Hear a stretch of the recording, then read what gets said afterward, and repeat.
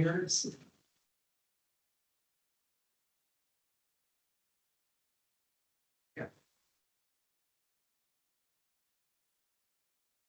This one? Do I? It's funny. It's.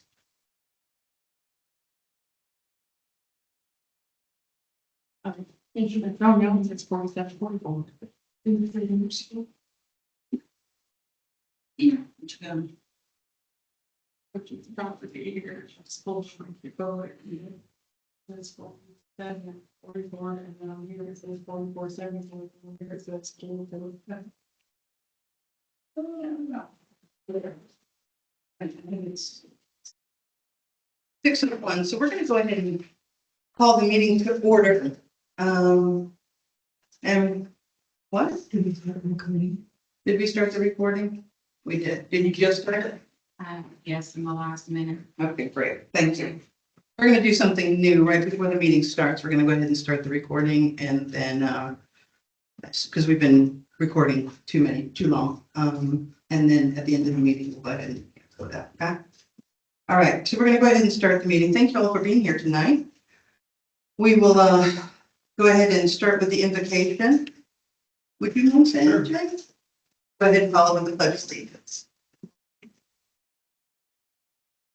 Lord, we come to you this evening, and we are thankful for today. And we just ask you to look over the city of Walnut Grove and this council as they talk about future decisions they're going to make, and just guide them and direct them. In your name we pray. Amen. I pledge allegiance to the flag of the United States of America and to the republic for which it stands, one nation, under God, indivisible, with liberty and justice for all.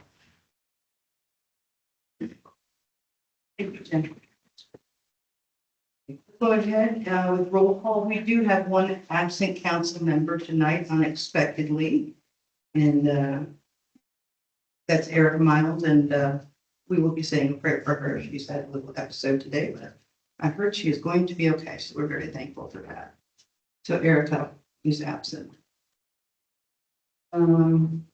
Before we get to the agenda approval, I want to go ahead and rearrange a couple of things, guys, so that people who came tonight to speak, who are not normally here for the entire meeting, we can get them in and out in a very quick fashion. So we're going to start off with the request for design approval for Dial Farm Holdings.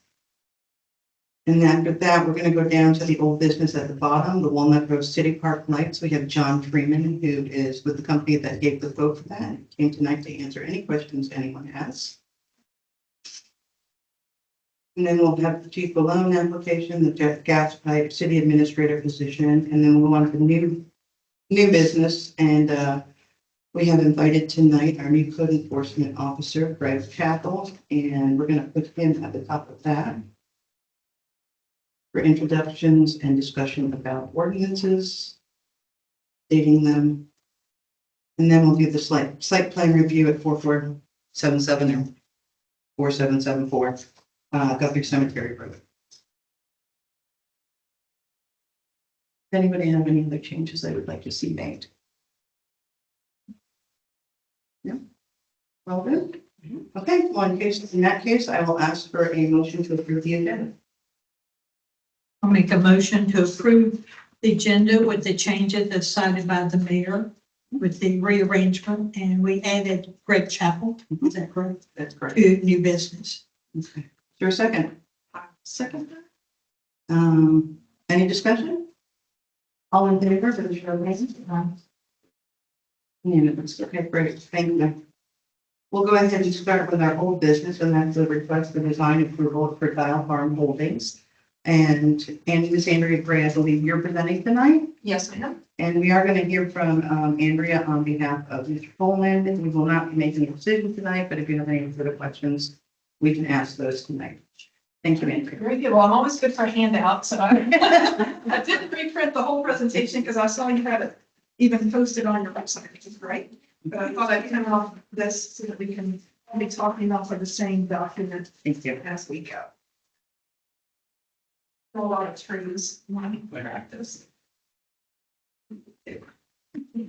Well, good evening. It's lovely to see you ladies again. This evening, I am representing Billy Coleman.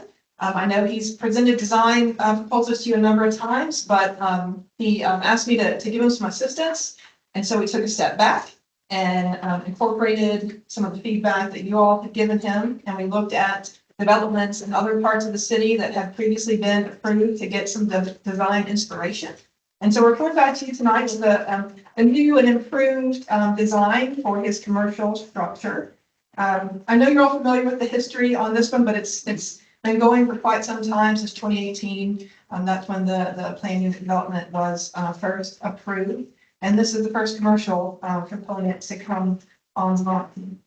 So I've handed out really the concept plan for you. My presentation had a lot more detail, and I'll talk through all of that as we go. But really, the inspiration really came from what you all approved on the Walnut Grove Parkway, as far as 2-story buildings with commercial on the bottom, residential on the top, kind of that industrial, small town, a mix of feels there was really what we looked at in designing this. Some of the features of that we mirrored here, again, was the 2-story brick. Here we're proposing a neutral brick primarily, and then a neutral stone wall as the knee wall, so a mix of materials there. And that also mimics the sign for the enclave, so exact match there. And then we'll also mirror Timmy Shellnut's development, so we're kind of getting the little pod there to all be matching. We also mimicked the awnings that are on the design for the plans down at the roundabout area, and also the black metal elements to this as well, which is the awnings. We also have parapet walls with the black coping over that to add to that industrial type feel there. And then we also have the black balcony covers. And I think at one meeting I was at, you asked, well, is it going to be a usable balcony? It's not, and for good reason, right? We don't want to see plastic chairs and plants and things and Christmas decorations and all those things from the front of the building, but it does add a nice architectural detail to that. In addition, we couldn't get the lighting on this plan, but in the presentation, we're proposing the vintage gooseneck lighting, so the wouldn't be blaring into the street or to neighboring properties, but have that cool historic feel to it. And then we've also proposed to have additional limitations on the signage. And this might be my pet peeve more than it is Billy's, but no neon signs, no. I'm sure you've seen, and I put a picture of a presentation of what we didn't want, where instead of putting tinting on the windows, they put some kind of advertising sign. So we're really making an effort here to keep this nice. Drawings always look nice, but you want to make sure it's implemented in a way that it fits with your vision. And so, we're happy to put all that in writing. And that was the real purpose of this presentation, is to show you what we're talking about, put it all in writing. And that way, when you're ready to approve it, we're approving it subject to something that we can all go back and reference, not something that we just talked about in a meeting. So again, this is the facade. I've labeled all the different elements on the plan that I handed out. I think it, much improved as far as the facade than just a, straight plain building. But Billy's here tonight. I'm happy to answer any questions you may have as well, and get your feedback on this plan. Thank you. Thank you for getting all this down on paper and with your ideas. I love the gooseneck. I love the dimension you've added to the roof line. And you're right, it kind of does meld together with everything that Mr. Shellnut is doing and the enclave has done already. I love all that. The only concern I have, and I'm going to ask Mr. Walter about this, residential on the second floor. I don't believe that was approved in the PUD. And I don't believe that this PUD is approved for residential up there. So I'm just asking. That's correct. It was the PUD was for residential component at the time. Well, and the commercial is only it's C2 along 138. So if that was a desire of the owner or for the city to permit that, then I would say that a modification request be submitted to the rezoning. And I would also say that if that was the path that was being taken, I mean, it's been talked about a couple of times, that anything else that things that have been discussed that you may want to get incorporated, access, walking back, a lot of things have been talked about, they're all good things. You sort of put that in there so that you can consider it if you choose to go that way and take care of that. If residential above second story, then I would suggest that be part of the request, and then y'all could have a good discussion about it and weigh it out. And then, I mean, it could be built like it is, and those could be, vanilla it out until this gets worked out. But yes, to go back around, no, it's not currently allowed. My only concern is I don't want to hold up Mr. Coleman anymore. He's already in the process. He's already been zoned. We have put a moratorium back, so he's not down there, so it's okay. So it's not, doesn't affect him. It's still a possibility if you wanted to put business offices up there, there would be no hold up with that. No, to my knowledge, no, and they could be finished out. They could be roughed in and left, and it could be a tenant finish later to, Okay. as the market, if residential is desired, then you just would need to have that zoning piece done. But if you want, he could obtain a shell permit, do the exterior, he could also obtain tenant finishes as you go along, so you're building as the market demands. I mean, a lot of places do that. And that, So no, it wouldn't hold him up if council gave approval to his exterior and architectural. Yeah. Then if he hadn't met the other requirements of your building permit process, he could obtain a permit and start construction. And he's already obtained his land service permit, then he could proceed. and then we would put that, if council agrees to this, that would go in the approval, the notes in the approval that if he was to go ahead and do residential, that would have to go back. Yes, and I would certainly, the attorneys here could say that in an approval, that either you do it by a resolution, or we could structure it to where it was clear that you could issue a permit for residential use. Because the other thing too is that the fire marshal would need to be involved, and that's already about life safety codes related to residential above commercial. And I'm sure the architect will take that into consideration. Is this zone C2? It's not C2. Okay, is residential allowed in C2? No. Okay. So it probably has to be rezoned, but you need to allow What's part of the PUD? I guess it would just be amendment to that. parcel. It is, and it's not, because that's the way the council at the time chose to do it. My suggestion would be, if you want to pursue that, rezone it to PUD, because the previous PUDs that you all have approved, and get that included, because right now it's traditional C2. Yeah. Then would give the owner flexibility of all the remaining pieces, because I know there's a lot of moving parts. There are. And then this will be a chance to wrap your arms around all of that, if that was the desire.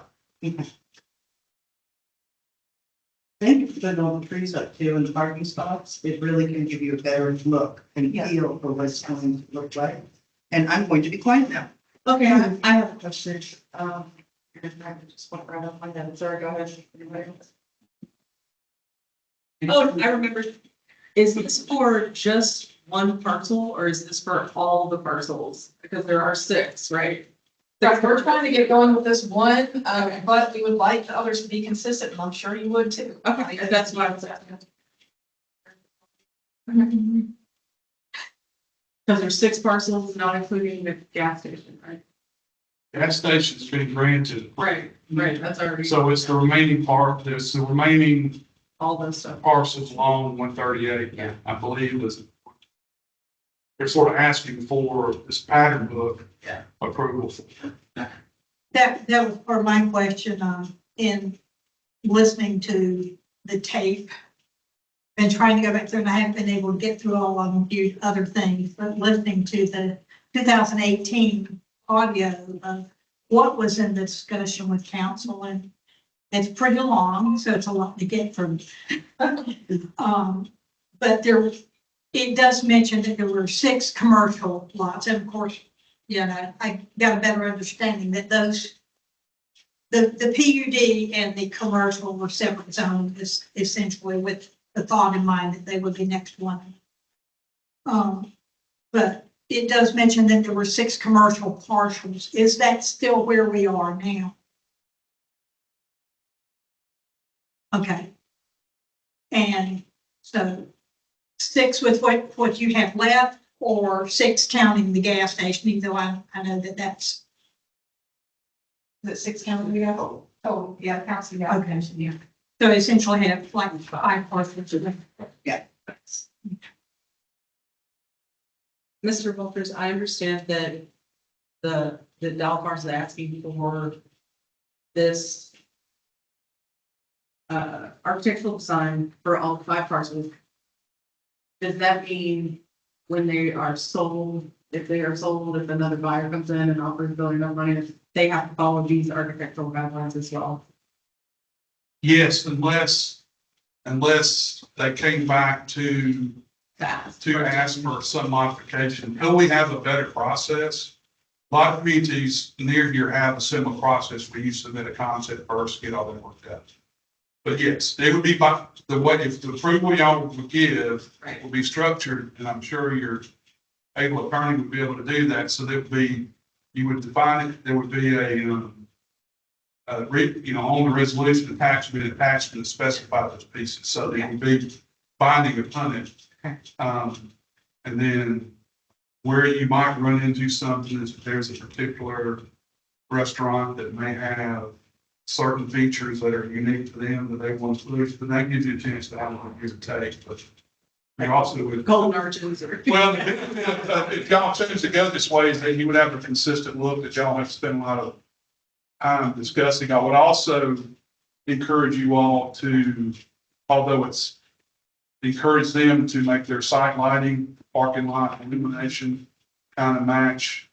Or these, we've already said it has to be cut off, but maybe this way of making it kind of fit this feel. I love it. I mean, I worked with the goosenecks are great. Yeah. That's a great feel, but just what you want to do, you want to be consistent. There'll be garbage receptacle, well, there'll be dumpsters in the back, they'll be covered or fenced in, right, but that's 40 minutes, isn't it? Yes, yes, those are all, and those plans are included in the site drawings, and those have already been.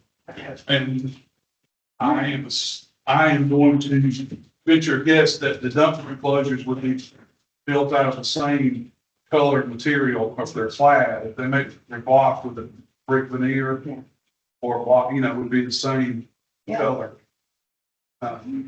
You might just want to put that in your action item, but generally they are. Anybody have any other questions? I do have. My question is, are we preferring residential usage? Or does it matter in this circumstance? Because if we're approving this and we're approving, and we come in somewhere along the line with residential usage with this approval, are we not essentially approving that for the other 5 spots, the 4 spots? Joe, correct me if I'm wrong, they're all zones C2, right? Correct. So they're not, residential would not be allowed unless you rezone these properties, and they come back and ask the resident. Okay. And who would be responsible for applying for that? Would it be us if we wanted to approve it for residential, or would it be the Developer. developer? Okay.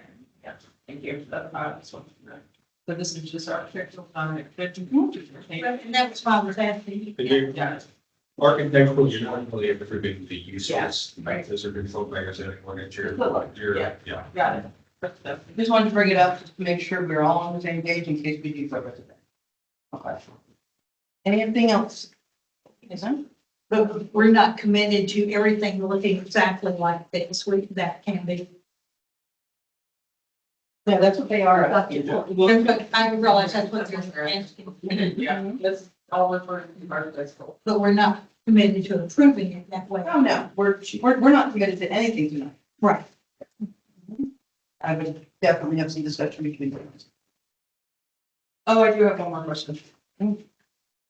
In our ordinances, does it say we can't have, windows that come all the way down to the ground? I think it does. And that was just a question because this, I'm assuming all of that front on the bottom level is not doors. No, there's definitely some windows there, but I don't think I didn't we know need if to this was up. Yeah. And the break. break that around. Next week, we'll make sure we have a designation and we'll keep that as a part of it in case we need to do it. That's what council wants to do.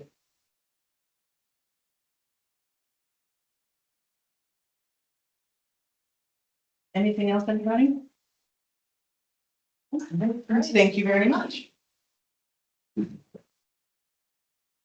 Thank you, Mr. Collins. Okay, next up. Freeman, would you mind coming up? Yes. And this is John Freeman, you're owner, correct? You're Freeman Outdoor? Yes, ma'am. Yeah. And remember when, I presented this quote before, I told you, drove up in this monster truck with an auger on it and a bucket, and I knew he was a like that. I like that. No, he impressed me when he turned on one of the lights. You can see the truck you drove up into tonight. It's awesome. And so I think some of the questions that council had before, were these lights sport lights? It says sport lights. Yes, ma'am. They are. They were talking about full coverage. We were talking about the viability of the current poles that they're on right now. And I don't know if you can attest to that or if I need to just go ahead and bring out Walton EMC, which I'm happy to do. And have you put these lights on other places? Yes, ma'am. We Okay. did Westminster Private School in Atlanta, Athens Academy, Walnut Grove, or not Walnut Grove, I'm sorry, Grayson. And I did put a bid in for Walnut Grove, but I did not get it. So Sorry. I do these on a regular basis. And you've been in the business for quite some time.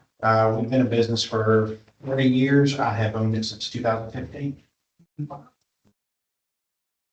And you shared with me when you came in that there was a formula to making sure you had full coverage, because I told you I was very concerned about kids being out on the field and having shadows and Yes. not seeing the ball in the evening, and posing a dangerous situation. Do you do that? Do you work with a company who I work with provides a the light? company. Yes, I have a company that comes out and they can do what's called photometrics. Okay. Based off of what you have and what it puts out, versus the light that I suggested we put in. They are equivalent. So the ones you have they're 1,000-watt metal halides, and those put out roughly about 50 lumens per watt. So you can figure it at its peak, it's going to put out about 60,000 lumens. The lights I propose put out 72,000. So it's actually a step up from what's up there. And of course, the metal halide, as time goes on, they wear out. They actually get a little bit dimmer, wear out, get dark spots in the lenses. But LEDs do not do that. What's the average lifespan of these LED lights? Oh, 50,000 hours. And the ones I propose do come with a 5-year, no questions asked warranty.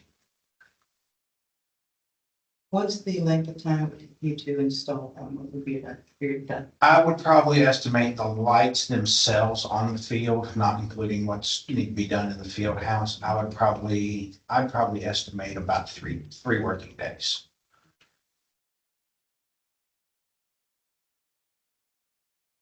Anybody else have any other questions on this? I know I had asked before about, to other entities, not to you, but to other, ball field maintaining entities in our area. I talked to George Walton County, especially because they had changed to an all LED light system in their stadium. George Walton has not a football stadium, but practice field. Right, on practice field, yeah, but Those were. they're ready. Yes, those are must-go lights. yes, Musco is very, very expensive. Right, but I was asking, about the difference in the pricing, like say an LED light bulb burned out. What's the difference between replacing one of those versus, the current lights that we have, the trifecta warm up and?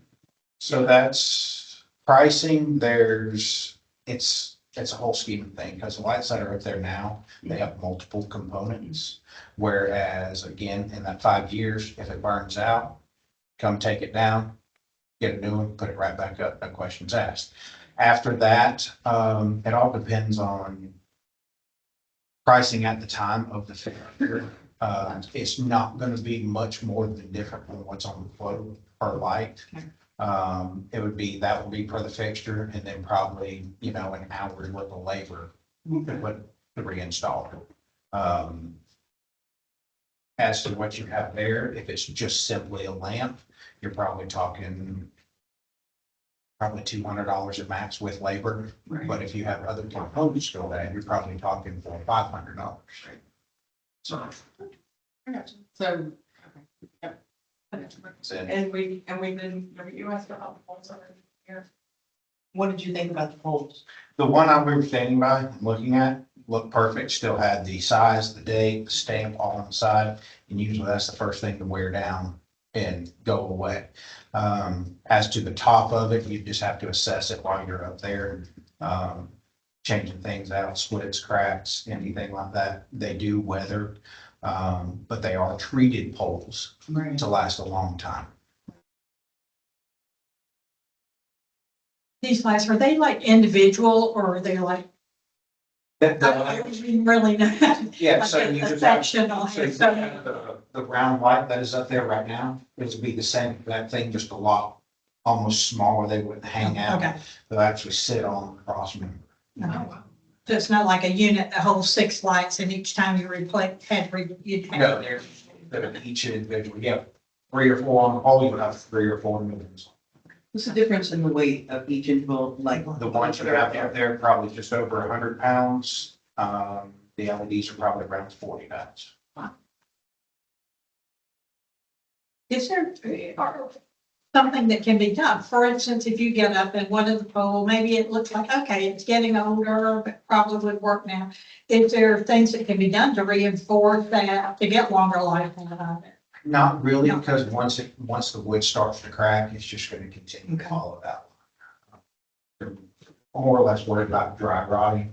The old Loganville High School where Victory School is now, that church, those poles been up for a long time. And around their baseball field, and I work on those lights. And I want to say those were put up in the early 90s, and there's still no splits, no nothing.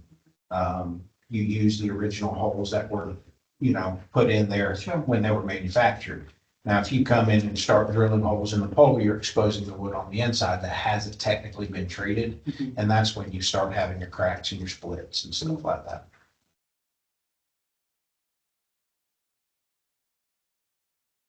Any other questions, guys?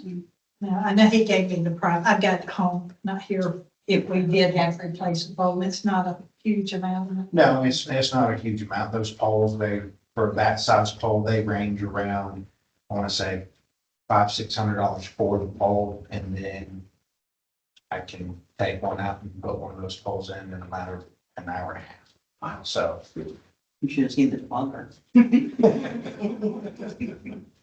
I bet you could put one beach umbrella. Okay. All right. Any other questions, guys? No. Okay. Thank you very much for coming No tonight. problem. Yeah. Really appreciate you taking the time. not a problem at all. Thank you. Okay. Let's go ahead and move on.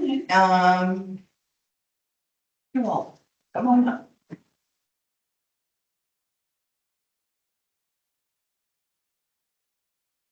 Well, good evening, y'all. After a series of fits and starts and a trip to the ER, for me, I am here to talk to you about status of the JIPA loan application for the city and results of some discussions with JIPA. So to give you just a little bit of background and for the audience, the city submitted a loan application back in the end of May for 2.4 million for a clean water state revolving loan fund application to help fund your sewer system expansion. And like, I equate this to like buying a car or getting a mortgage. Submitted the loan documentation, submitted your financials. They reviewed it and it met all your eligibility criteria. They got to your underwriting and they came back and indicated that based on the information provided, that the city's sewer revenues at the moment would not be sufficient. Your current revenue and anticipated revenue from your expansion will not be sufficient to cover the debt service at 105%. Basically, pay it with some extra. So for the rates and terms for that $2.4 million loan was roughly $167,600 a year of new debt service. And just to remind you all, you're currently paying $41,000 roughly, almost $42,000 debt service on your current. Right. So, however, GEPA is in the business of loaning money to local governments to do projects, and like you've gotten from the sales floor into the finance manager, if you're using the car analogy, we had a mayor and I had a teams meeting with several people that GEPA, and the project manager, program manager, and the person who's been doing it, we kind of had a very good discussion. So they gave us some food for thought. And so we've got a couple of options that I want to present to you all for y'all to discuss and figure out how you might want to proceed. And this is just discussion. So I try to present that they have said that your current revenue stream, and this is also taking the fact that you've got other expenses that are going to grow. Right. Materials, chemicals, labor. So you need to plan for that moving down the road. So they've offered up the possibility of extending the term of the loan. They gave numbers on a 30-year and a 40-year note. And if you look at attachment 1, I worked out the payments for what those would be. Now, they sent a couple of very hard to read spreadsheets to the mayor and myself, so I did not include that because it gets into all kinds of detail, but I have the electronic version where I've been working on some of this, but That's anyway, like a negotiation schedule. they send one basically, and their sheet tells you, it has all the inputs in it on what they pulled off of your budgets and your audited financial statements. Yeah. And the information that the city provided. So I have, Yeah, we don't need all that. well, I was going to show you one, but you're right, you don't get some, it's a lot of information, but luckily I have a source that has it on Excel that I was able to get it so I could do my own. So there's an option for you. You can borrow the factor about that is the longer, the way they're set up, the longer you go, the interest rate goes down. Right. And the more money that ratepayers would have to pay out to pay the money back. Right. So at 30 years, it's 3.92%. 40 years, it's 4.22%, which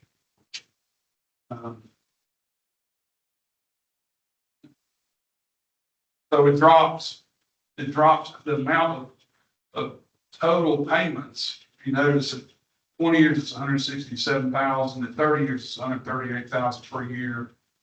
And at 40 years, it's 126,400 per year. And if you go to the far right, where it said additional revenue needed, those are calculations that they came up with about how much additional revenue the city would need to pay for to be able to make their debt service coverage. And as I was explaining to the mayor before the meeting, their debt service coverage is key for them because they want to make sure certainly that you're going to pay them back.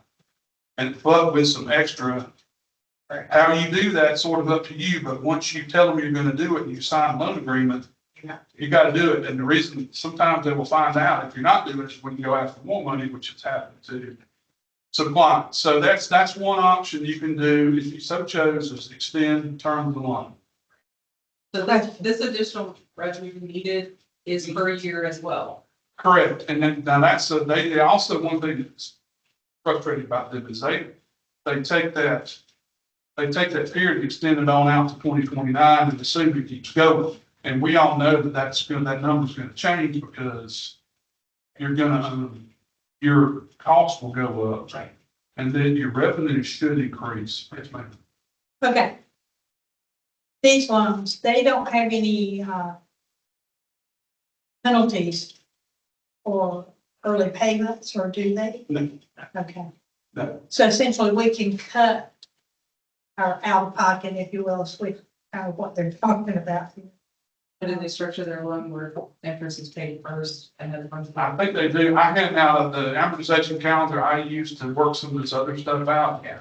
It was all interest heavy, and it goes just like. Just like a mortgage or. Right, correct, because they, Right. well, and remember, their job is to loan money, they get money back and turn around the money back out. But rather than make minimum payment, if we felt like we were able to make larger payments going into this to begin with, we go ahead and make those larger payments, then we're reducing that additional Principal. revenue need. Correct, and that's also a possibility. I didn't go that far into detail on that, but that is a possibility to do that. Because they set up, it's all done electronically, so whenever this is all said and done, there's an account that you have to make sure that they pull out of every month, and they'll email you and tell you they're coming, and they'll send you a receipt. And then, so one option that you all have is to extend the terms if you so choose. It all depends on how you want to encumber your system for 40 years if you so chose, because that's a lot of money for interest. So I'm not rendering an opinion or suggesting, just saying that that's one way to do it. Another option is you all could contribute additional funds to the project, which would then lower how much you have to borrow. When we put the funding application together, we did, it was about $506,700 ARPA that you all had received and have not expended it, to my knowledge. Now, if you have, maybe it's still that money, and that money has to be expended by end of 2026. And you all in I believe in a previous discussion said you would use it on this project at the time. Yeah.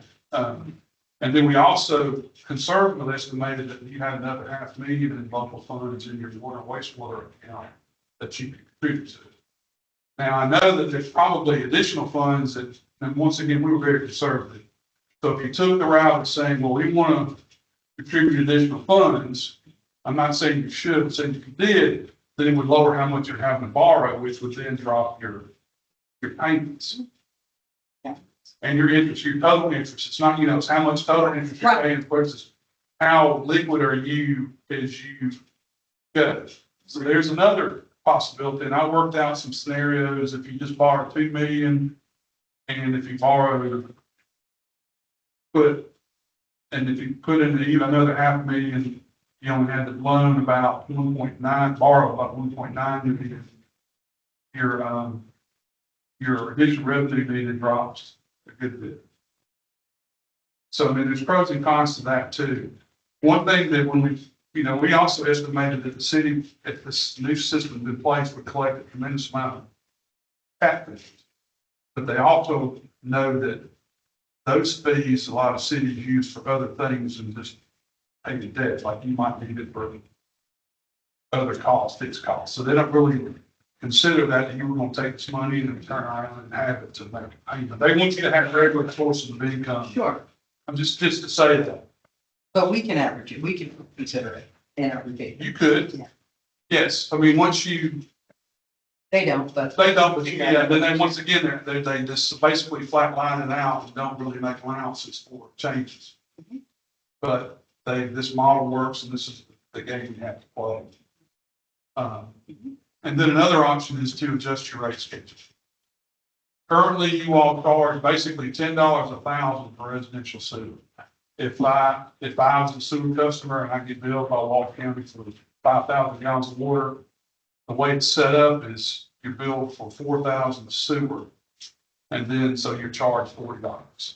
anything, if you're 6,000 gallons unbilled, I'm billed for $4,800 of sewer, and I pay $48. I got them to give me, and actually with the mayor's assistance in several days of trying to get this out, the fire station, sewer bill. And they were allocated a certain amount in the beginning, but they use an incredible amount of water there. And I'm assuming a lot of it's used to fill their tanks. They're paying, their sewer bill is like $204 for last month.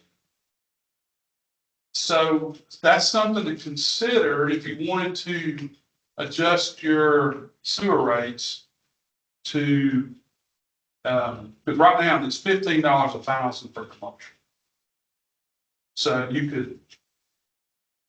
could adjust those, you could do it over a period of time. In my community, we had to send chief a signed resolution that said that we would guarantee to raise our rates a certain amount every year for 5 years to get us in the green for them for this sewer loan we just got. So I have a question about this. Yes. Do we know what the average rate is across the state for residential and commercial sewers? Yes, I can get you that information. There's a dashboard, rates dashboard that has all that. Okay. And I have and I'm not saying you have to do all that now. Right, Right now, when you all establish your system, you set a very straightforward structure. right. One price per. Other communities, like Walton County's water rates are volumetric based. The more, there's a different rate for the more you use. Some places, the more you use, the less the rate is. It all depends on the local governments. Who do you want to pay for that cost? Right. And then, of course, Walton County collects $1 per bill to cover their cost to do the bill. And I'm assuming that was in the intergovernmental agreement. I haven't seen it, but I've noticed that it's in there. And so that's, Yeah. it's better than, it's the best way for y'all to get, let's say, your collections too. Question. So- Sewer rates, let's say we decide to change something. There's nothing that prevents 2 years, 4 years down the road, someone else changing that to something entirely different, correct? Or is there a way to put it in place where? Yeah, I mean, you know, Well, it's possible to set a rate structure that's binding for a couple of years. Well, generally it's binding until it's changed. Yeah. What, You can't bind a future council. That's So- what, yeah, and see, that's what I'm thinking in terms of, you know, I know that most of the people here are conservative in thought process when it comes to spending. But we don't know that that would be true of future council and for them to maybe reduce that because they want to satisfy people out there But- and hurt things. You all can't limit a future council, but Right. Chifa's default language can limit. Okay, that's kind of, that's what I was So- saying. If you lower it too much, you're not gonna be able to pay the bills, and then your loan's gonna be. so then that's, you all trying That's to kind think of- thank you, Jim. sort of slightly bigger picture is too, you've got to, once you start selling more sewer, your costs are gonna go up. Mhm. Right now, you're paying for certain things and those costs will go up. Right. And then if you take the next step and want to do another expansion, then your costs are gonna go up and we might be having a very similar discussion in a couple of years. So but you also want, rates, you want to charge enough money to cover your obligations and have some that goes back in your, Right. really for depreciation, to Right. cover the future cost of having to repair, replace. Right. Because right now your sewer repairs are very minimal, if any. Right. But as your system grows, you're gonna have to bring people out to fix things and you've got to have funds to pay that. And the expectation is your customers are gonna pay that unless you all, you choose differently. But trying to get this combination of things set up is to make sure that you have enough money. Another thing to cover, another thing I've talked with the mayor about is, as we get ready for the next budget, is to sit down and make sure we have a separate wastewater budget. When I say separate, is you can see revenues and expenses. And if you may have all that there, it just may be in different places. I mean, you had a wonderful looking budget. I was very jealous. But you have it set aside that where you can see those costs. That really helps a lot of my customers and it helps me in my role sitting on that side of the table. Is to look at how much we, you know, bring it in. So, I have another question. yes, And this is partly my opinion and partly a question. In my opinion, it would be a great, use to the city in perpetuity, to do all three of these in tandem. Is that possible? To do a different, a lengthy term to reduce the cost and also add some capital funds if we can, and also adjust our rate schedule. yes. Yes. The If we did that, that would put us in a very strong. what people would want to see is something, something that's been affirmed by council. Right, right. And it's, I just make sure it's possible. that to say that we in City of Warren Grove are gonna do these things Mhm. to you know, to, you know, to That's take like- the additional revenue to be able to make our obligations. Yeah. You could tell them you would like to elect for the longer term. That's fairly easy. They just move the numbers. Right. You could also say we're gonna contribute additional capital. Yep. And that could be in the form of a resolution. And then we're also, And if you're gonna do rate, you don't have to set them right this second, but you could say, we're gonna because- increase them over. the- right, because you won't have to start paying this loan back until you've expended it and the project is 6 months after the project's up and running, Right, because they understand that it would take a while to get the revenue. right. And then I have another question. I don't see in here where we would adjust our tax fee. I will say that I haven't quite felt like I need to go down the road on that because I don't have the cost. A lot of, and we could do that. Well, I feel like it would be prudent because like you said, we're getting a lot more sewer, we're gonna be giving out a lot more sewer, we're gonna incur a lot more costs. If we do those tap fees in accordance with how much, you know, if we did an incremental schedule of increase of tap fees, it would be better for us financially for planning and budgeting for the future and make sure we have enough money to take care of the sewer that we're spending all this money buying. And start getting lined up for the next step. So currently, the city charges, it's a connection fee. I think 99% of the time, the developer would install the tap, but at some point, you might have a sewer crew, and then you want to cover their cost Right. plus their cost plus the labor. And a lot of communities that do that, like Social Circle, they just adjusted their tap fees. A lot of places do it because they were undercharging. Mary's adjusting it again tonight. Right, so, because they're having to make a very similar decision with their water, because they took out to do what they needed to do, they took out a fairly sizable series of loans. And that's part of it. You always want to frequently look at your fees and see if you're meeting your cost. And you really haven't, you've had a sewer system for 10 or so years, and it's been sort of, you've really added 20 customers, 25 in the last year and a half. And then you're gonna add a few more. I tried to factor in some of this, the capacity remaining, you're gonna add customers. Yeah. And then you're gonna add a whole lot more flow, and maybe a few customers, or a lot of customers with the expansion. So you wanna be sure that you wanna be covering your cost and having some set aside for the next project or repair and maintenance of things like your pump station at some point is gonna go down. That's $30-some thousand. So you need to have that. What are you saying? No, I'm kidding. It's gonna happen, I promise you. At some point it will.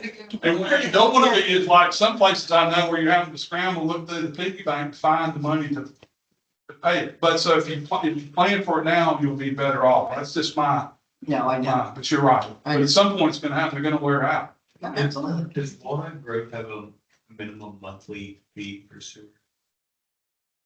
I believe that I think it's per thousand. So if you bill, if you're a customer that's from Walton County Water and you're connected to the sewer system, you pay whatever the minimum flow is now. However, if you wanted to take some time and look at it, there are a lot of places that have a minimum charge, and just for the rocking and So system. the 1,000 is, it's a running tab, right? Correct. So if you have, A monthly minimum. if you have an individual living in a home, they probably don't use 1,000 gallons a month. Right. And so they may get a sewer bill every 3 months. And if there's a minimum charge, at least they're paying something every single month. And that takes a little bit more information. Well, to do that, we would probably want to get a data done from Walton County Board of a year's worth of all your sewer customer data. And you can go in and you can set it up and you can run different models with a minimum charge so that certain customers, residential, are paying this amount, and then that gives you the first 2,000, the first 1,000, and then above that, if you have wash a bunch of clothes, got a bunch of kids, water your grass, there's different ways to, well, we really, it would set that up to where you pay more if you use more. And your commercial users, you bring a restaurant in here on sewer and it's 40,000 gallons a month, well, then that's a cost you don't want to subsidize it. So there are different ways. I think the way the city set it up, and on all those discussions was fairly straightforward. And one thing I was glad to see from my information that the county provided is they were not just billing it flat 40 and 60. Right. There's a calculation sheet that they use. Yeah. And if y'all chose to change those rates, they do a couple clicks And it's done. and it's done and would be effective whenever you would say it's effective. So you have some options. The only thing I would say is that to keep the project moving, you all would probably need to come to some consensus on a minimal step at your next business meeting, because the JIPA board meets again in November, and if they weren't happy with the financials, you can continue, and then we're going. So, but I wanted to give you, and talk about it, what things that you want and discuss, because ultimately it's a policy decision on what you want to do. They just said that, hey, we want to loan you money, but we want to make sure you can meet your obligations. So let us know how you want to do it. And they were very nice, and we just sort of worked out a couple of different scenarios. I think your thought of doing all three things, keep in mind too, in the sewer account right now, aren't we at like 1.2 or 1.19? Oh, 1.2 million. 1.2. So it's an additional 200,000 there that can also go in. I think we just look at all three things. I just did a little calculation on my phone. There's about, 150 homes in Dow Farms. There are 150, Yeah.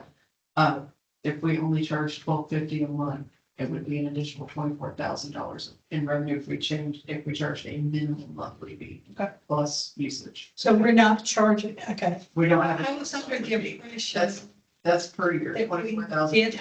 That's an addition. And it might be the way that the rate sheet. I know it was discussed when we were putting in the sewer system. I was. Keep in mind too, guys, that the next phase of the sewer plant is going to predominantly commercials. Right. So why not look at tap fees? Why not look at those rates for commercial? Let's take care of, you can raise it a little bit for residential. We have Say more for, We currently have it set at 75-25. Is that gonna apply to the next unless we go change it? Well, that's a policy decision too. To answer your question, the samples that I have at my disposal, the users use in excess of 4,000 gallons a month. 4,000 is sort of the benchmark. So that's $40. Now, if I had it and there was somebody that only used 2,000, for instance, and that was a residential sewer customer, it may still read $40. I don't have that information, but it also could be, so I mean, that's just another factor. If you say your base charge is 40, the first 4,000 gallons of sewer, until your system grows, and being a newer system, you're going to have probably larger water users, but like in the PUD off of Walnut Road that has a mixture, depending on how the county meters out, there could be some really different arrangements. But I sort of worked those calculations in based on information I've gotten. Now that could change depending on how you want to allocate your capacity. But the main thing is that you don't want to undersell your product because the sewer is a drawing card for your growth, depending on your envision how that's going. Right. So if you chose to do a mixture of those, then you could just set your action item up to say, if, council approves it, we're committed to do this, this, and this. And then they would, have that ahead of time to be able to, they'll plug it back into their, spreadsheet, and let you know if that was gonna get your debt service covered. And then they monitor throughout, and if we need to, if we're not doing something we're supposed to be doing, they'll let us know. Well, they're supposed to pull audits. I haven't seen that happen a lot, but they reserve the right to come and check your books.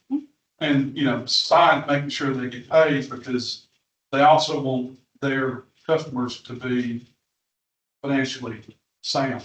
Absolutely. Also too, when we talked to them, they weren't aware that most of the sewer or the expansion of the approval of the PUDs, they didn't know that it was mostly going to be commercial. So that wasn't even taken into consideration. Right. So, I mean, some of it's given them, and some, luckily, the folks that we've been working with are they haven't gotten too into the weeds on some of this, and they take that into consideration because they don't really know the community unless they ask. They just know that a lot of people are asking them for money and they're having to make decisions on who to, because there's different pots of money they're using. So, what I was trying to do is give you all a good bit of information to you all and to make, the best decision you all feel for this. And give them a response so that we can, which a lot of my clients have had to do. Social Circle they had to do some wailing and gnashing of teeth and discussions. And they looked at other funding sources, but these interest rates are very competitive. You couldn't get this on the up to the bottom line. That's some Jackson. And, down the road, if you all felt like you were in a better position, you could go and do some things and refinance and pay these off and then have a consolidated payment. It's just part of what you're trying to do. If you just want to also be thinking that if you're going to expand down the road, you've got to get your seed money for that one too, because that will be that'll be a much larger expense. No, depending on how you do that, but it's also good that you'll get a customer base going and a steady revenue to help you meet your obligations. Right. Okay. So we need to have some discussions about that, have some thoughts, and, I'm gonna actually, give you a call on Monday and see if, I'll go ahead and figure out the additional funding that we have available. Okay. I'll share with council members. And then we can also, you guys can talk and we can look at other things but I think the idea of going with all three things, like what you suggested, would be a really good plan. I mean, I do have a suggestion. I know this isn't part of this discussion, but if there's we need to also consider our stormwater drain. Repairs and the maintenance and stuff like that, and consider how much of this money, Yes, an additional revenue that we're gonna add to this people learn to absolutely. bolster our chances for getting it and getting this to problem. Absolutely. We have another rate, we scheduled for that to rate. Or is there For stormwater? For stormwater? No. Gotcha. All right.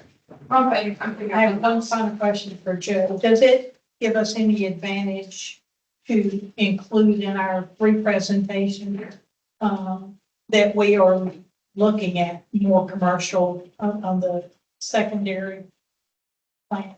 Yes, well, it would from the standpoint of showing they don't really ask you a lot of why do you need this? So yes, I think when you send it back in, we would send a cover letter or a memo that says that here's Our allocation. here's our estimates of future customers. You don't have to be specific PUDs or this will use could use every bit of that 50,000 gallons up. And they would be the majority mixed use development. And we worked that into the numbers, but they don't really ask you for a very basic project description, not a little bit more advanced of why you need it. They just want to know what you're gonna do, how much it costs, and then they want the company to pay for it. Joe, can you make sure you give us, the average rate across the state of these? Well, yes, I can. Do you want it for similar size utilities? Do you want it for? Yeah. Extra? Uh, Do you, I guess similar size utilities, but I don't know what we're growing up to what, but. 100,000. well, you can pick it for, you can do it based on population. Okay. Say utilities around between 1,500 and 2,000. I can give you a rough idea of what the dashboard has, data, as long as the information's current, you go in there and pick, my community, you can pick. I just don't want us to like up these fee amounts or the, monthly rate and be off kilter. Right. The nice thing about the dashboard, Rachel, it has these little, gauges that will adjust, and it shows you your affordability criteria, and it shows some other things. It also tells you are you charging enough? There's a nice little, it's interesting to see places that they may be supplementing their water sewer from general fund. Some Right. places do it the other way. Right. You have a gas system, a lot of times you take that course. But yes, I can get you some information on some similarly sized utilities Thank you. and what they're charging for sewer. We'll just do sewer. Since We'll be watering the. Joe, are you gonna be in town next week? I will be, Wait a minute. okay, yes, I'm available Monday. If it's towards the end of the week, I need to be in Charleston Friday morning. No problem. So, but yes, I'm available. Anyway, Beginning of the week, no, I'm available up Thursday-ish, yes. all right. And then if you don't mind, if you think of something else, feel, just send it to the mayor, so I'm answering one, I can answer all of it. No, I will get you the information. thank you. No, we're gonna work with Joe. And if you do it that way, that's fine, I'm here to help you all get this done. Sorry, everybody, about that boring discussion. We'll go ahead. Does everybody have any I'm good at questions? this point. No? Okay. Yeah, I'm good. All right. I'm gonna give a gas pipeline replacement update real quick. I talked with the project manager. They're gonna be out of here hopefully at the end of November. They're nearing the end of their, installation, just a few more pipes in our area. And they're hoping to have everything paved and all of the seed and grass and everything, because they do the grass seed before they leave. They get everything cleaned up, and it is their hope to be out of here by November, definitely at the end of December. Okay, And that includes the damage road. we're working with them on that. Mhm. Yeah, the roadway will be paved, and we met with them the other day and showed them where we wanted it paved from here to here. And then we also talked about the neighborhood. When you said from here to here, Over on Forester Cemetery Road, we told them we want you to start paving here and we want you to end here. It covers the whole thing and then up the hill, so Okay. it looks good. The city administrator position, I gave you guys today the basic timeline. Sorry, I didn't have you before. I have had you very recently. But that's basically the timeline that we're looking at. And as you can see from that, it is a process, but that's okay. The job will be posted on all those places by tomorrow. We'll have application and resume deadline dates. I'm looking at bringing in, and I've already got some people from these different places, city clerk, the GMA rep, myself, an additional mayor, an engineer, code enforcement officer, public works director, city manager, city council rep, human resources director, and city attorney. Unfortunately, we have been lucky enough to go to enough meetings and make relationships with other cities and GMA members that we have spoken, and I have spoken to a lot of people, and a lot of people are on board with helping us out, finding the right person. And then we'll go on for the get out the panel review and then the interviews, and then recommendations, and in there somewhere, there will be a city council executive session to speak about that and whatnot. And then, hopefully a job offer by December 7th, if we're lucky enough to get some good candidates. And a new person starting January 6th of 2025. That is the plan. Anybody have any thoughts or concerns with that or questions or? I love this timeline. Thank you, Mayor. All right, we're gonna go on to, code. Greg, would you come on up here, please? Guys, I asked Greg Chapel, our new code enforcement officer, to come in tonight. So in case you haven't met him yet, you have a chance to meet him. How are you, sir? You want to tell us a little bit about yourself? Well, I'm currently working for, part-time for the, Walnut Road.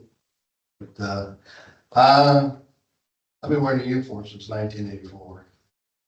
I've been in law enforcement since 1988. Before that, I was in the service. I was a fireman. And I retired from Gwinnett County Sheriff's Department back in 2015, only because retired major with Gwinnett County Police had stopped me and asked me if I was eligible to retire. And I said, yeah. He said, I want you to come work with marshals in the city of Decatur. That I've done everything you can think of in law enforcement. Yeah, why not? You know? Give it a shot. Code enforcement. How hard is that? Well, let me tell you something. You know? And in Decatur, we had a marshal. The marshals were mainly code enforcement. We stayed in our lane. That's what we did. But we also had the city had the privilege of having a presence of a cop in their neighborhoods, you know, Monday through Friday. Let's face it, law enforcement shorthanded as it is, just like it is here. They may have just go, they got a precinct in your front door. Doesn't mean they're gonna be in your neighborhoods. No. You know, not to take anything away from them. But with us, having a marshal, we were in and out, first one on the scene, assisting them whenever they needed. And they would assist us as well too. So we got a real good working relationship. Plus we were deputized, so we could go outside the city. Mutual aid is what it's all about. But back to the code enforcement, yeah, that was something new. Decatur's got a really good code ordinances, and it was set up just for the marshals, because we would go out and there's about 18 of my favorite ordinances that we like to use. And those here in the city, they have about 5, you know, but ours are real descriptive. And if we needed to change something or bring something up to speed, we go to the city attorney or we go to the city administrator, planning, zoning, everybody got involved. They did all the research. We gave them what we had. And it was usually something from another city that was already tested and so forth. Everybody copies the killer. Yeah. Now, so. Yeah. But, and you can clean up, I'm a firm believer that you can clean up a town code enforcement. We ran drug dealers out, on purpose, but, even they have to cut their grass. You know? And, but I noticed here, when I came here, I got a phone call from Craig. Craig and I know Craig. I'm 61, I've known him probably 50 years. Oh, wow. You know, we grew up together, went to high school together, and he hung out with my older brother. But he called me out of the blue and said, hey, want to do some code enforcement? I said, I'm not working full time, I'm not carrying a gun, I'm not, you know, I'm not doing all that no more. I said, yeah, I can come do it. How hard can it be? Got out here and I was like, Walnut Grove, I didn't even know it was a city. I drive through it, but Now you do. I didn't know that was our city hall up there, you know, so it's a nice house. And, I said, yeah, and I got here and, working with the mayor a lot and, bring her up to speed on how we did things, what works. Help you make it work. Because you got a lot of slumlords here right now. You know, you have some folks who haven't had any code enforcement. And there's no such thing as a grandfather. It is what it is. Property values is important. You know, so, I mean, look, it's comply today, complain tomorrow. You know, and you're gonna get complaints. Yeah. Just remember, it's code enforcement. Nobody likes to see us coming. When I was in the sheriff's department, you know, I'm coming to your house, I'm locking you up. taking you with you or handing you a divorce, a lawsuit, or whatever the case may be. So I'm used to it. Yeah. You know, and it's all how you talk to people as well, too. And we talk to them, understanding. Yeah. There's hard times. We got dock strikes going on right now. That's gonna lead to stuff. Weather, rain, can't cut grass. But if I can convince you this is the right thing to do, and I can save you $262, that's what I always use, $262. Huh? You can pay that kind of money in court, or you can use it to buy your lawnmower. Or rent a can and dump all that stuff. Oh, yeah, that kind of makes sense. But the best thing is usually I would go to the wife. And I would complain to her first, and I told him, then why don't you get a little notice right here, a little notice of violation? And you can wave it in his face. They usually work, it gets done. But I mean, we can make a difference here. And we just gotta have the backing of you guys, mayor as well. Let us do our job and I guarantee we make it work. But these ordinances, we gotta tweak them. Because they're not very descriptive, I have a hard time finding them online. The Q, you had that word search. You put in junk vehicle, everything shows up, the ordinance shows up, tells you exactly what you can and can't do. Very descriptive. And the enforcement, we gotta change that as well too. That way you put on there that the code enforcement is allowed to enter the property when needed. Now, we're not gonna go walking through your backyards. We're gonna respect that. I'm not getting shot off the front porch. That trespasser. But, stuff like that. We can get these ordinance up to speed. Tell you, you ride through this town and we'll start in one area, go to the next. You've already had some successes. Yeah. Able to talk to a few people and get things going. Yeah, and there were some that understood it. They thought there was they thought they had I know we had an HOA. Well, you don't. Well, why am I getting this? I'm your HOA. But code enforcement is your HOA. And those neighborhoods that do have them, usually they're good about taking care of their own. Keeping it straight. People stay in line and they call us if they have a real problem. Now we'll come in and we can make it happen. It's good. We'll give you a warning, give you plenty of time to do it. If you don't do it, we'll write you a ticket, take it to court. All we gotta do is show pictures. That's it. The judge will eat them up all day. We're not giving warning after warning after warning anymore. It's a warning. And Greg has even, said that if someone says, oh, I can't get that done in 10 days, tell me when you can get it done. And if it's reasonable, we'll put it on the ticket. And if you still don't get it done, then you come back to court. You come to court. Yeah, I'll give you a notice of violation. All right, I'll give you. All right, Miss Linda, how many days you need? Well, my husband, he's gone home. This is that time of year. I'll tell you, I need at least 2 weeks. All right, give you 2 weeks. Well, I got a question. Yeah. What if you come to my house for an example? My house's perfect, don't come.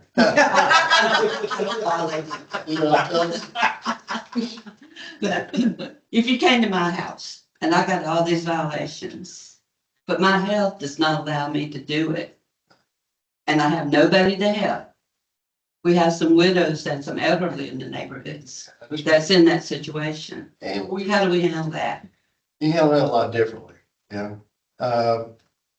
each case is different, and I get what you're saying, and we'll try to find somebody to take care of it for you. And I get that, I get that, money's tight. You gotta spend it on your prescriptions, you gotta spend it on your bills. Food. And stuff like that. We'll work with you, or find somebody that can help you out. We can't come in as a city, and cut your grass and trees. Yeah, I understand that. But we'll work with you. Yeah. And when somebody asks me about it, I said, well, what are you doing about her house? So I'm taking care of it. Don't worry about it. I got it under control. And we have good resources and we belong to one of the most generous communities, I think, in the part. So if you need help finding volunteers to cut something and somebody let us call, I can help you find them. Yeah, you said they with the church and everything, you find folks coming in. That's right. And stuff, Yes, sir. But, now, I'm a nice guy. I know how to talk to folks, Right. And, I don't get offended. Yeah. You're not gonna hurt my feelings. 61 years old, been a cop for 35 years. What else can you? What are you gonna do to me? I'll go get back in my truck. Yeah. Oh, by the way, I'm still leaving you a notice. Yeah. You know, we don't even have to exchange words. I've already been called what, Mr. Clean? Mr. Clean. That's fine, that's fine. But, and I think I know people think I might be a little aggressive, but, you know, Gwinnett County, things are different. You know, the different type of folks out there, Right. you know. I haven't found you to be aggressive. I have found you to be firm, but fair. Yeah. And that's what we need. We haven't had that for years. Some of my health and bother me. And fortunately, you, working with Craig, we've had two situations where we have decided to deliver, tickets and to appear in court to the owners' homes who have renters.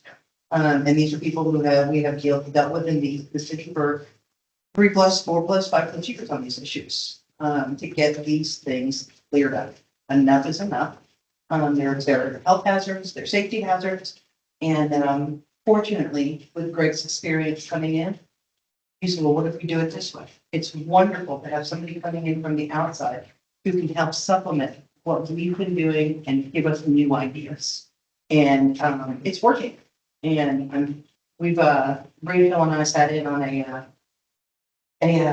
online meeting the other day to come up with to have a program rather than what we've been using, to be able to use for code enforcement, public works, permitting, licensing, all that stuff. It's a really great program. It's great told us about, and we're also meeting with them tomorrow at 10 to learn a little bit more about the licensure.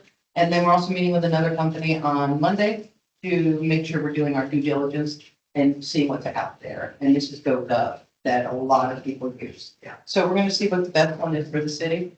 We're gonna, make sure we bring that on board. We're gonna get Greg set up in a car with our notepad that we already have. We don't have to purchase. We're gonna get a little printer and we're gonna go ahead and update these forms that we, got from Greg. So he can just go out, do his job, right there and there, make it happen. I'll tell you how I started form, what we would do. In code enforcement, you probably only met the person who was serving a notice to you, probably 97% of the time.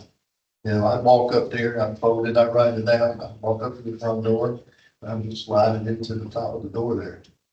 And by the time I turn around, all you see is, you know, they're pulling it out, you know, or if I drive back through, just pulling it out.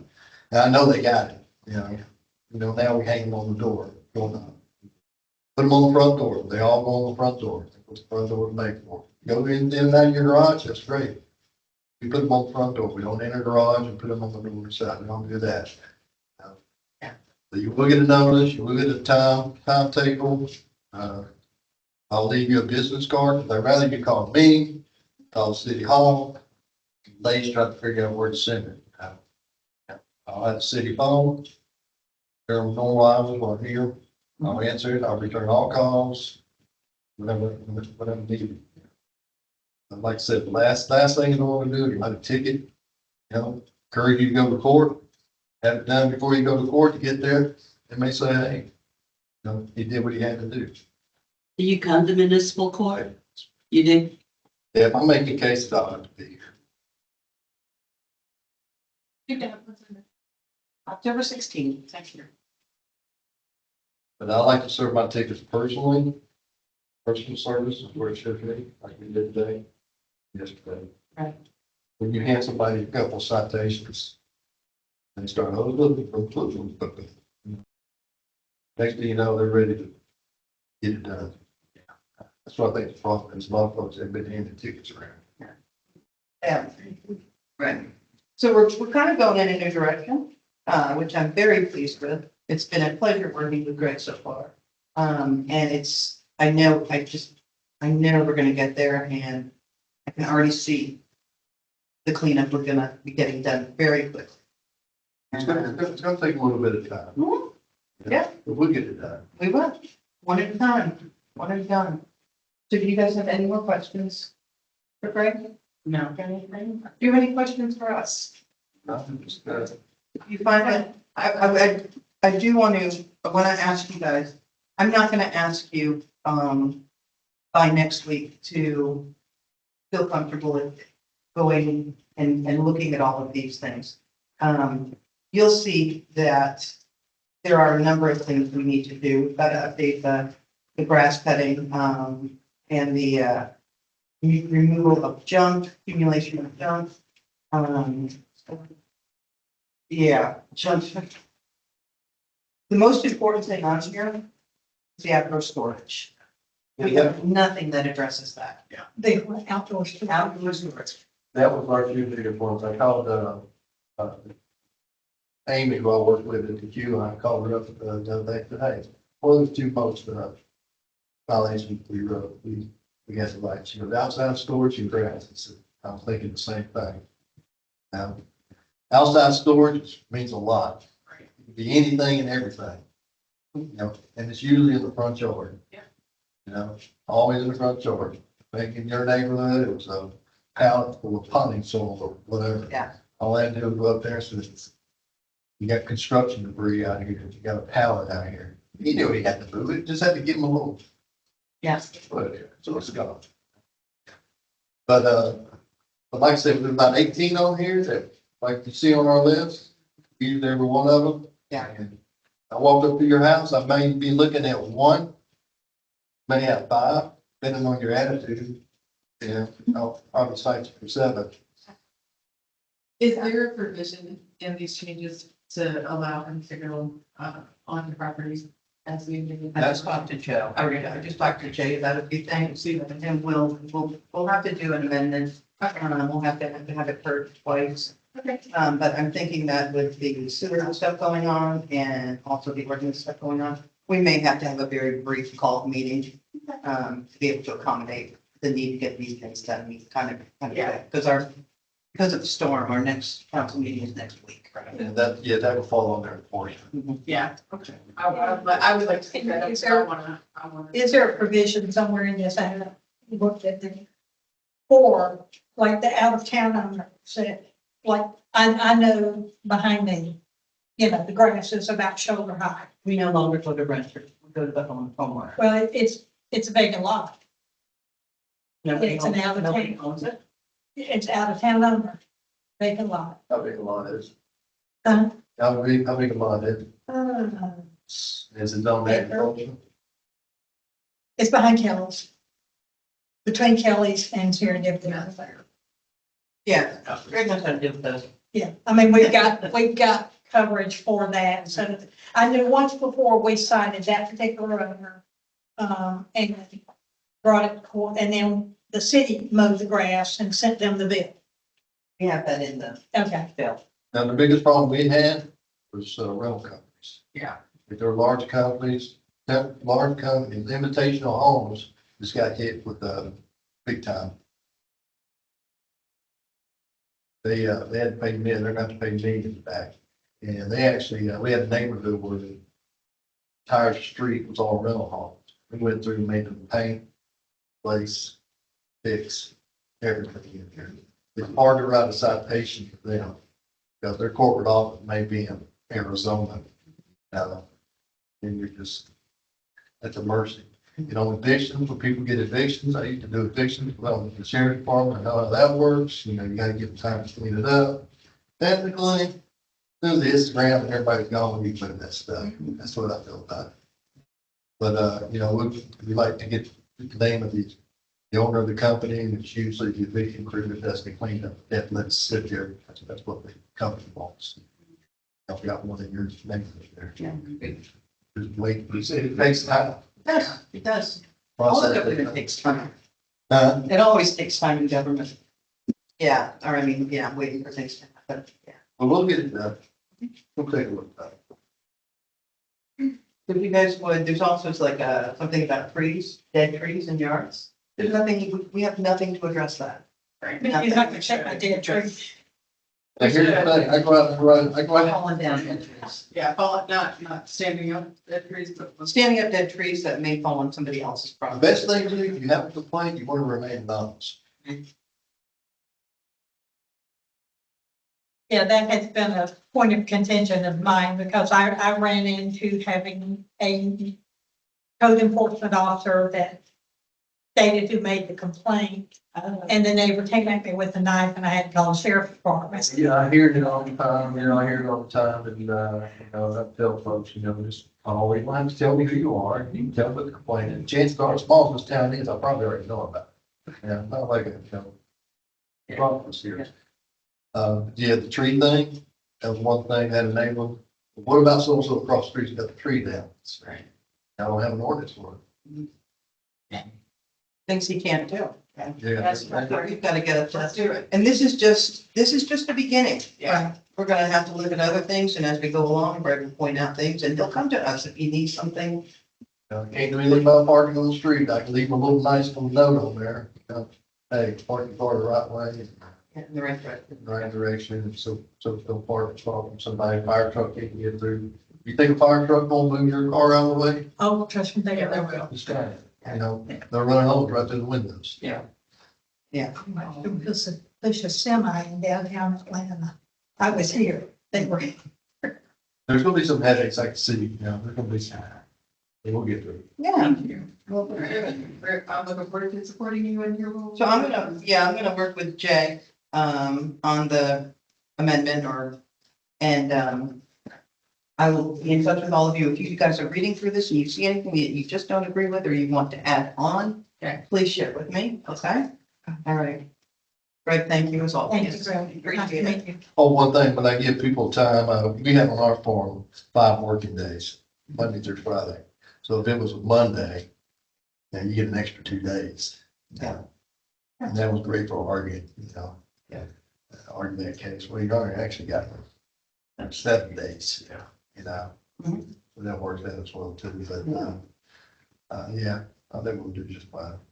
I need you to come to my house. That's right. Well, I can still here's the talk thing, to my I husband. don't want to go anybody.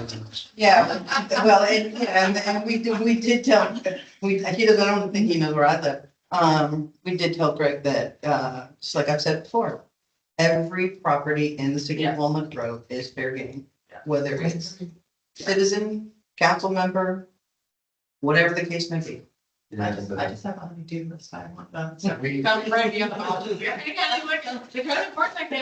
we went after commercials as well too. Yes. Especially dumpsters. Good. Yeah. Big thing, but, we go after commercials as well too. Okay, thank you. Greg caught one of our, convenience stores, selling beer and wine without a license. Yes. We've got that resolved. I sell beer, It's like you sell a beer to me. And if I go over there and throw it up on the counter, you're selling to it. I just work here. I said, well, Yeah. Hmm. you're not supposed to have it on the premises. Right. Yeah. Come to find out, the state had already been out there. They didn't bother telling anybody. Yeah. Yep, so we work with the state, we work with the owner, and, we got it all squared away. And we'll get with the sheriff department sooner or later. Mhm. Let them know what we got going on. Absolutely. We can create, we can get a handle. Thrilled to have you on board. Appreciate it. Really. Thank you for coming tonight. Then, Okay, we'll see you later.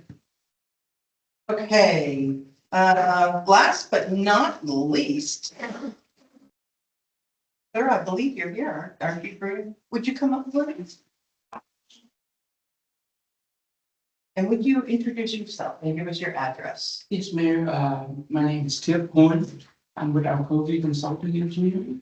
I'm the engineer consultant for the project on 4744 Guthrie Cemetery Road. My address is 485 Edwards Road, Oxford, Georgia. Can you tell me that street address again? I'm sorry for the cemetery. We'll see if I was that. 4744. Thank you. Is the owner of the property here tonight?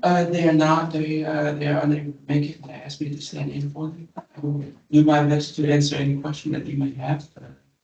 Joe, do you want to share any information with us first or? Sure. I hadn't seen Tip in a suit, so I didn't recognize him. Tip does work for he's done a number of projects in the city. He does Billy's work, so he's kind of familiar with the city's ordinances. Okay.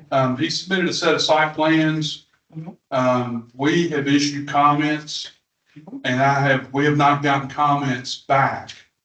So, and I know that we also asked Tip to make submittals to the other agencies, and I don't have the file with me, but I've got responses where they've talked to water, environmental health.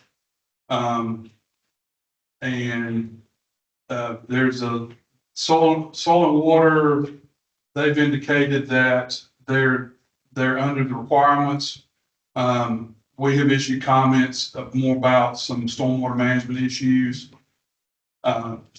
that we feel like they need to address. So Tip and I haven't had the conversation about, I'm sure he's working on addressing the plans, but one of the things that we did say that they needed to do was present the site plan to council prior to the issuance of any permit. So I think that's why he requested to be on your agenda.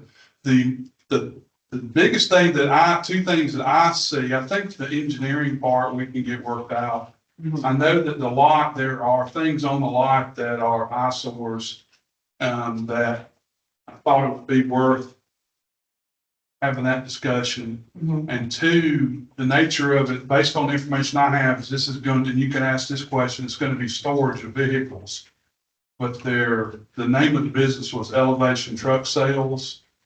So I put in an email and I put if truck sales are to be considered, they have to get a special use permit because even though it's M1, truck sales are specialized use. So want to put that out there so that everyone's aware that if they're just going to do storage, automotive repair, all that's permitted in M1 because there's similar uses up and down in that area. And it's the area of work where you want those things. And there are a lot of things that probably need some attention from code enforcement, but I just wanted to be clear that make sure those questions were answered so there wasn't any misunderstanding about. If I may ask, is Fire Marshal, is FUPA already approved your plans? Okay, in Walton County Water, you already taken care of that, and septic, you've gotten approval. So it's really, from a permitting standpoint, a pure permitting standpoint, they would just need to submit revised plans and us review it and see the comments were addressed, and then we could then tell you that it was available, it was ready for permit, but per your process, they still have to come back and get because you all want to know what's going on in the city. So this is a chance to ask their representative about the proposed use. And I'll sit down, not steal your thunder. No, that's okay. So it looks like this current usage is just a storage lot, outdoor storage lot, maybe. No, it was, we're proposing a building. Oh, I'm about current use. No, the current use. I'm just looking at the picture. It looks like most of the used cars parked up there. Right. Yeah. There's also a manufactured building out Yeah. there that should have been removed a few years ago. Yeah, that's what I'm saying. It's big up there. Okay, gotcha. So you want to put this metal building? I'm curious, what is it being used for now? According to the owner, it's this office warehouse where it's not a truck sales. I did ask them about it, and they said it'll be office warehouse. What does office warehouse mean? I'll have to get them to clarify it, but I don't have that information. When you say truck sales, you're talking big rig trucks, or are you talking like F-150s? They haven't disclosed that to me, but I can get the information and make it available to you. I'm just curious. Yeah. Not, yeah. In my mind, I want to know what's going to be there, what they're going to use it for, what kind of building they're going to put there. Is the old building coming down? Are they cleaning it up? It needs to come out, manufactured though. Okay. Yeah, it needs to be a brick and mortar building if you're gonna have a building there. And, According to what they said, this would be a metal building. No, it's fine, as long as there's cover on it. Yes, ma'am. Like A metal building, 5,000 square feet, and she said it'd be strictly for office warehouse type. So 5,000 square feet. I'm gonna tell you what I think this looks like. U-Haul. Looks like a U-Haul rental. That's what it looks like to me. Is that, That's, where is that what you're talking about? Or you're only talking about the U-Haul rental? I don't know. They didn't tell me about it. we definitively need to know what their plan is. Please. And no, that's okay. No, I needed to be. The reason I'm saying this is because right now that the response we've gotten from the owners has been absent. We need to be able to ask questions, find out what's gonna go on in here. This whole area, this whole lot needs to be cleaned up. The front of the, outside the fence needs to be cleaned up. The fencing material that is supposed to be on there blocking from what's inside. It all needs to be cleaned up. And that manufactured building needs to be removed. We've been waiting on that to happen. And there has not been a response from the owners. And, I'm not ready to move forward personally as the mayor with this project until we see some response from the owners. Okay, all those questions that we have. Code enforcement has worked with this company for many years. And they keep getting told that things are gonna happen and things are gonna be cleaned up. And buildings are gonna be moved and it doesn't happen. So hopefully they're on a new trajectory and they're really looking to get this building going. I believe even now, I believe the permit for that manufactured building, which was supposed to be there for 6 months and had been there for several years, is expired. Okay? Can I request the list of items that needs to be done? Absolutely. And show that if I can forward that to them and say, these are the items that need to be addressed before, we can move forward. I need to be able to tell what they need to be. Yeah, I just met today with 2 other commercial business owners over there on the industrial, trying to make sure we're all on the same page and we all know what's going on. So absolutely. And I do have property, and it's not in one group, but it's on old. So I want this town to be. Yes. Yeah. Now, I'm struck by the positioning of this property. Right across from the high It's school. right across from the high school, and we are a winning kind of football team, and we get outside visitors from other cities following their football teams here and play ours and our football teams. And that's just not a good look for them to grow up and see that. Academically, it's doing very well, and we've got a principal who is up for principal of the year for Georgia. Yes. So, it's industrial over there, it's manufacturing over there, that's what it's zoned, but it can still be attractive. So I think that's what we're looking to do. Yeah, clean it up. Comply with the fact that would get pretty close to me. Yeah. Do you have Tip's email or is it on here? It's on his email address, but I can provide it, and I'm sure he has a card. I would, I mean, if you provide him the list of the things you want, I would just say that also include in there when they may want to respond to you either through Tip sends you a letter on letterhead that spells, they're addressing item by item. I've been in Tip's shoes before trying to speak for someone, a client who's not there, but, the permitting issues, that can be worked out, but his demolition plan can be, it could be modified to show things being removed. Normally, he just puts on their site features, because that's how engineers, how we think. But that may be a way to show that building being removed, and there's this piles of tree limbs and all that. If he could either state that in the letter, because what I would want for you all, the next time you see this, is that if it goes to permit and they get out there and start doing their site development activities, the things that they said they were going to do are not being done, then that helps your code enforcement or your inspectors can go out there and can gig them for that. Yeah.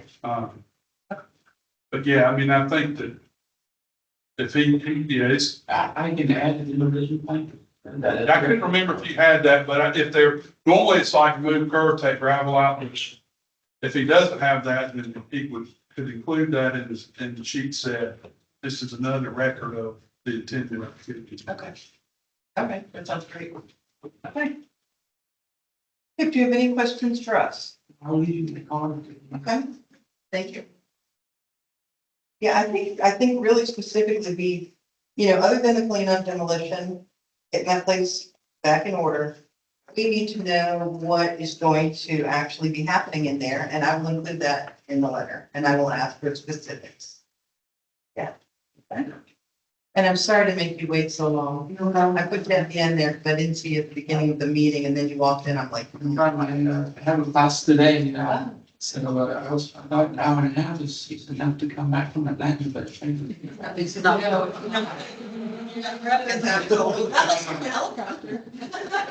And also, I would expect that any of your other customers, clients, if you're doing work along the road requirements, will have the same process. So just build that into your pricing and to let them know that they've got to get counsel, have to be counsel, review prior to any permits being issued.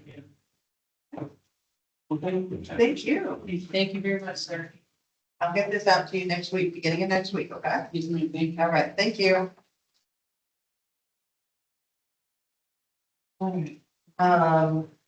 That's it. Okay. For adjournment? So moved. Is there a second? I